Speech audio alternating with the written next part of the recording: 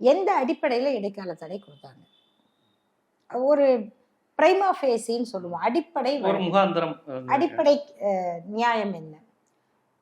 அதாவது இது யூஜிசி இருக்கு, யூனிவர்சிட்டி கிராண்ட் கமிஷன், பல்கலைக்கழக மானிய குழு.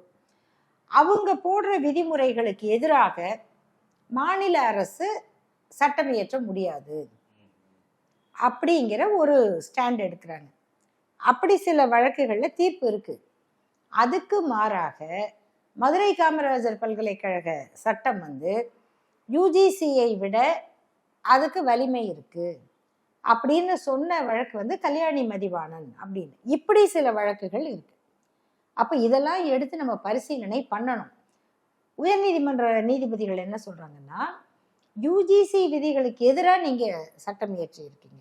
அப்போ அரசு தரப்பு வாதம் என்னன்னா, யூஜிசி இப்போ புது விதிகளை போட்டிருக்கு, அந்த விதி செல்லாதுன்னு நாங்கள் சுப்ரீம் கோர்ட்டில் கேஸ் போட்டிருக்கோம்.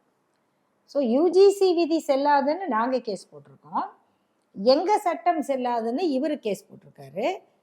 ரெண்டும் உச்ச நீதிமன்றம் விசாரிக்கட்டும், நீங்கள் இதை அங்கே அனுப்புங்க, நாங்கள் அங்கே டிரான்ஸ்ஃபர் போட்டிருக்கோம்.